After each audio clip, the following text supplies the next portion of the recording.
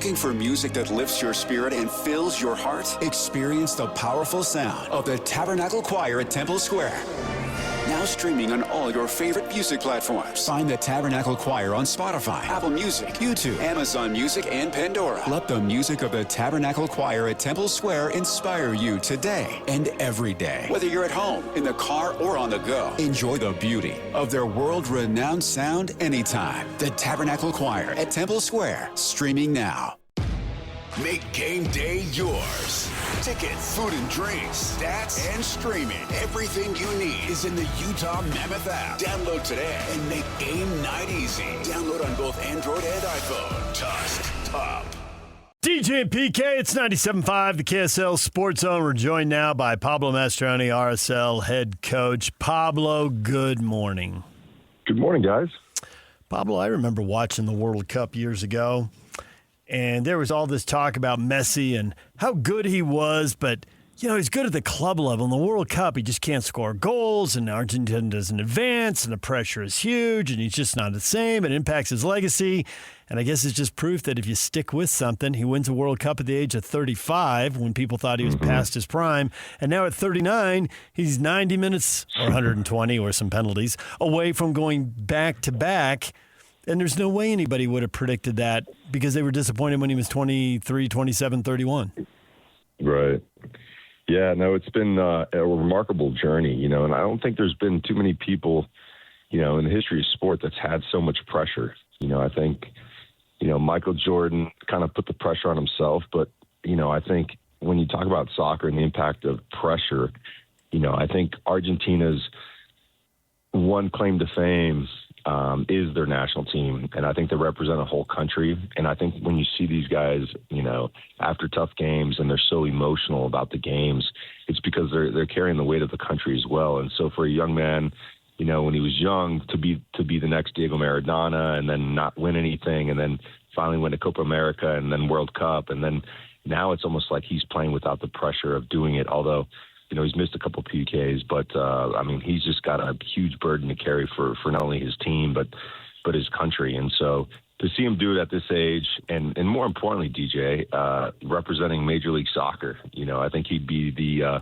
first World Cup winner, if I'm not mistaken, whilst playing in Major League Soccer, which is a remarkable feat. And so, you know, I'm cheering for him, not just because of MLS, but because you know, the last game, I was sitting in my house by myself watching this thing, and I'd spoken to my parents before, and they were telling me how they were on the FaceTime with their family in Argentina and how everyone was pumped up for this game. And so whatever, it just evoked some feelings of watching the 86 World Cup with my dad on the couch, and I just celebrated the two goals against England differently than I had in a long, long time. So I think it's going to be an exciting game and one that I'll be definitely tuned into. Going down the line to next time around, what does Diego Luna need to do to put himself in a position to be on this team? Yeah, you know, that's a great question, PK. You know, I think he's a young man that you know, he did a ton of marketing, you know, going into this World Cup roster reveal. And, you know, I think on the field, you can't question his effort, his quality, his desire to be a part of the team. I think it's still kind of managing some stuff off the field. And you know, since we've been back from the World Cup break, he has been a different person, a different player. And so I think oftentimes life just needs, life is the greatest teacher, you know, and if it doesn't work out, then you change behavior. And I think the stubborn ones don't want to change. The people that make it learn from every experience. And so I think that'd be a great question for Diego. But I've seen a noticeable change in his demeanor, the way he approaches training every day, not just on game days. And I think that will put him in a great position for the next World Cup. All of this World Cup soccer has sidelined to MLS, and you are back at it now. The Burnley game, you win 4-1, but if anybody thought you were going to be in there laughing and high-fiving, they didn't know you very well. You were identifying everything that was wrong, and 3 straight road games, 9 points looming. I mean, third place feels good, but I guess 3 bad results would change everything in a heartbeat, and you got to go out on the road. So is that why you threw down the gauntlet? Because I think some fans were confused that there wasn't more joy with a 4-1 win over Burnley. Yeah, no, I think, again, the guys have been playing top level, right? We played against Nashville, had a really good performance, went to Minnesota, had a really good performance, Burnley. But again, DJ, I think, and the video I have prepared for tomorrow, our recap, shows just moments in games. I have it paused, and we have a Burnley player with the ball, and there's two guys open in the middle of the field. Our back line's occupied by one guy. Our shape is a bit disconnected. And I say, and I'll play the clip on, and we end up getting a throw-in from it. But I always talk about, it's a game of moments. It's almost like sliding doors. What happens now if that guy in the middle of the field is Bawanga? What happens if that guy in the middle of the field is Son? We're not celebrating this. You see what I'm saying? So we're always trying to improve, right? And so I think that's the whole thing is fans need to celebrate wins. That's great. Coaches never celebrate wins. What they do is they release the pressure that exists for the next game. And so, and the other part too is if we want to be serious about, being a top team in the West, the fundamentals from the individual, but more importantly, the fundamentals of our tactics, our game model, the way we want to play have to be so keyed in. And so not losing an opportunity to teach whilst the spirits are high is really, really important from a coaching perspective. When you're losing games, it's not the time to teach because no one's receiving it. Everyone's in self-preservation mode. So I just felt like it was a good opportunity to say, hey, listen, there's a lot of great stuff that happened this game. However, we're going 3 on the road. This stuff's any moment can change the way the game goes. And then we're in here afterwards going, everyone's upset, everyone's throwing things around, and everyone's heads down. And I'm saying now is the time we can fix that future moment that does not look good for us. Well, that sounds like a principle we've heard from other coaches. Hammer them hard when you win, build them up when you lose. Is that kind of what you're saying? Yeah. I think it's more about their ability to receive information. I think it's only natural as human beings when you lose, you want to blame. And the one thing I will say about our group this year and why it's a special group is because everyone, they're unbelievable students of the game and they're honest people with great character. And so it's not like I'm really concerned that they'll blame. I just feel like as a human being, when you're in a good way and you get hit with a little bit of some constructive criticism, it's also humbling as well. And I think to be a top team, you got to know that what people are saying about you outside, the media, the fans, whatever, you're never as good as what they say, and you're never as bad as what they say. You're somewhere in between. And so I think it's a good opportunity to kind of to set expectations. Listen, we need to improve every game, whether we win 4-1 or not. Because we know, and I always say this after games, is that soccer is a game of moments. And if on that day, those moments went our way. But I'm going to show the group 5 or 6 instances where if the universe decided that instead of the ball going here, it goes there, we're not in a good shape to be able to deal with that moment the right way. And now we could be on the wrong side of a scoreline. You're listening to this podcast, so I know you've got a curious mind. Here's a helpful fact you may not know yet. Drivers who switch and save with Progressive save over $900 on average. Pop over to Progressive.com, answer some questions, and you'll get a quick quote with discounts that are easy to come by. In fact, 99% of their auto customers earn at least one discount. Visit Progressive.com and see if you can enjoy a little cash back. Progressive Casualty Insurance Company and Affiliates. National average 12-month savings of $946 by new customers surveyed who saved with Progressive between June 2024 and May 2025. Potential savings will vary. You gave up 1 goal to Burnley, and I looked at your reaction, and you seemed irritated with a player who was out near midfield. And then an assistant got up and was waving his arms, and he was definitely mad at that player. And the player kind of shrugged like, what do you want from me? But then I also noticed the player didn't want to run over to the sideline and engage with you about this. I think I'm going to stay over here 40 yards away and let them be mad. And then you got asked about it in the postgame. And a post-game, the answer seemed to relate to a totally different player. So I don't know if I missed something, or I don't know if that just goes to, hey, these free-flowing sports are interconnected, and player A impacts player B, and player B impacts player C, and the ankle bone's connected to the knee bone, and it all comes together. What happened on the 1 goal that irritated everybody? Well, again, I think it's these moments, right, DJ? And again, if you would have said if we lost the ball and they didn't score, you wouldn't really show that on the video, right? That's a kind of a moot. What are you going to get out of that, right? But what I want to show and what encapsulates moments of teaching are the results, right? So if we lose the ball, and there's this understood rule in soccer that if you lose the ball, you are the first one to fight to get it back, right? So it's not only a tactic or, it's also a mentality, and it's also about team, right? So it doesn't matter who loses the ball, because if you'll notice if a defender loses the ball or a midfielder loses the ball, they will bust their tail to get after it because they feel accountable to the team. Oftentimes attacking players, because they're in positions of creativity and these kind of things, they say, "Oh, those guys will do it." And I think my message tomorrow is going to be, if we're going to do this, we need all 11. We need to attack with 11, and we need to defend with 11. There is no one that's exempt of doing anything on their own, right? So I think that's the frustrating part. It's not so much that the goal wouldn't have happened. It's the visual that it gives that, hey, we're in this together, man. We're not these other teams that can rely on one or two guys. We're just not. And so, and for the most part, we've done a really good job. So again, I think it's like a great teaching opportunity, given that we've had all this break and some of those things that you don't hit on because you haven't had a lot of games, kind of slide under the rug. And if you let it keep going, then it becomes a thing. And so for me, it's really nipping it in the butt and saying, hey, listen, everyone is, whoever, and I always say this to the group as well, is like whoever has the ball and whoever's in possession of the ball is responsible for the next decision for the team.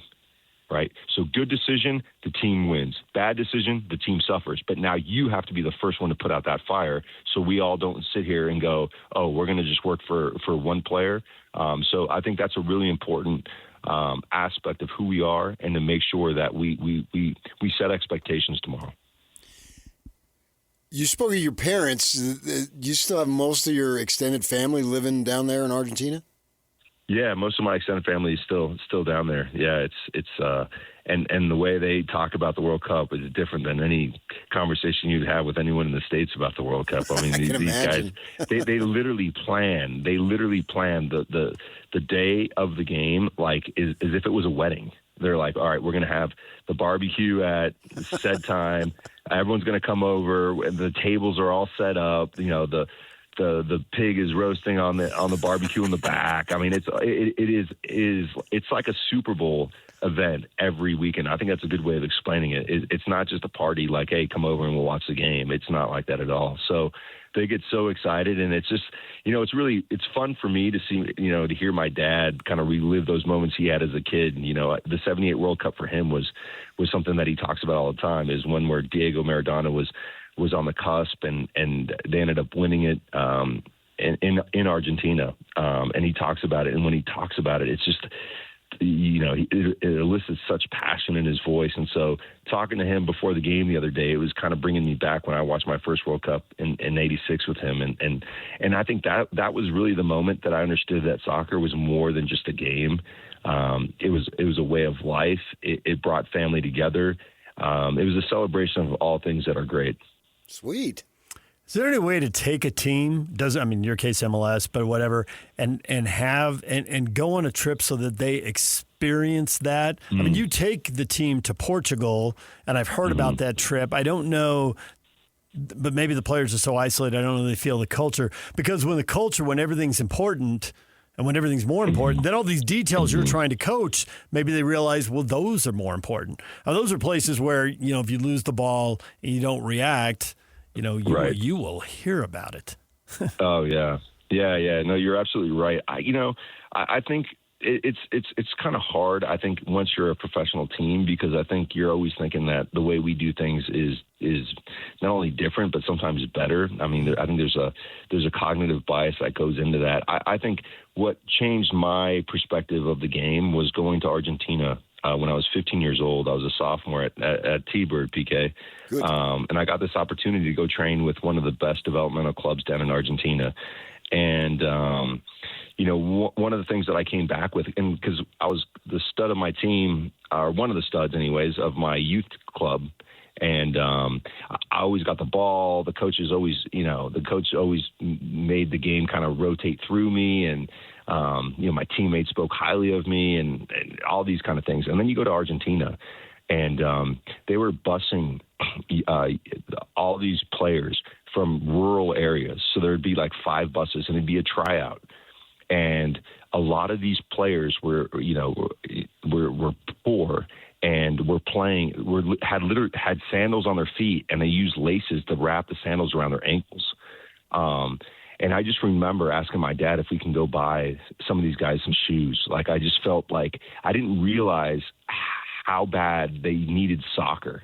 Not that they love soccer, they just needed soccer to change the socioeconomic levels of their families and get them out of poverty. And so, and then not to mention when I got on the field, they'd never pass me the ball, and they called me the Yankee. They called me the Yankee. Don't give the Yankee the ball, they kept saying. And so then I just came back to the States with a different type of appreciation for the game and how fortunate I was to have the things I had.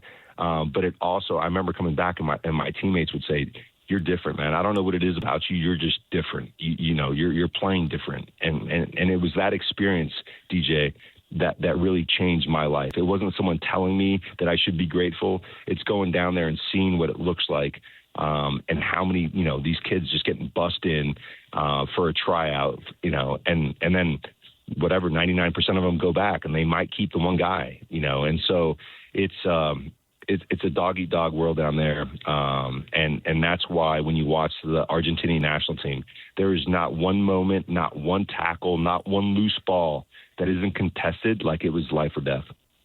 What was their skill level compared to yours, or your skill level compared to them? I think I was somewhere in the middle, PK. I was technical enough, but again, I think what they had over me was the hunger, the mentality. Right. And I didn't have that. I was like, I was in terms of how we think about things, I was fed with a silver spoon, and maybe you took it for granted. Exactly. So I came back a different player, having experienced that for myself.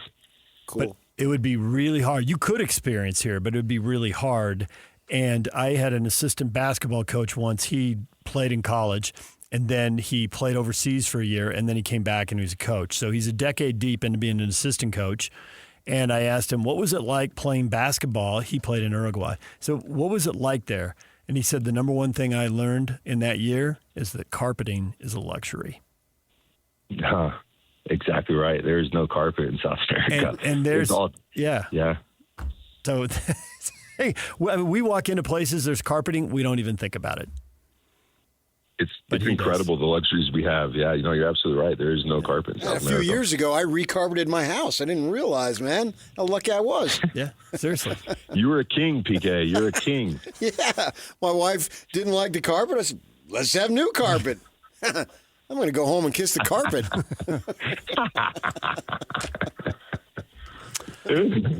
All right, Pablo. Good luck. LAFC, Portland, St. Louis, 3 road games in a row. You're in third place right now. 9 points is a lot. It could change in any direction. We'll see how it goes, and I look forward to talking to you down the road. Thanks a lot, guys. Okay. Take care. There's Pablo Mastroeni, RSL head coach. DJ PK, when we come back, everything you missed in this show. By the way, he delivered, right? The stuff he says, it's going to apply across sports, whatever your sport is. Oh, yeah, he's a phenomenal interview every time. I love when he gets going on that stuff. The response, if you play any team sport, the way he talks about the responsibility of the teammates, and that was straight out of the Argentine situation where he comes back. Yeah. That's life. And that was straight out of Jerry Sloan there, that he would just crack on. I know, right? He would just crack on them after a win. In the media. So I got back to him, not even that's players why by name. When you have the occasional good show, I usually come at you hard. See? DJ and PK. That's why I don't want to have more good shows. DJ and PK, when we come back, everything you missed in this mediocre show next. Stay with us.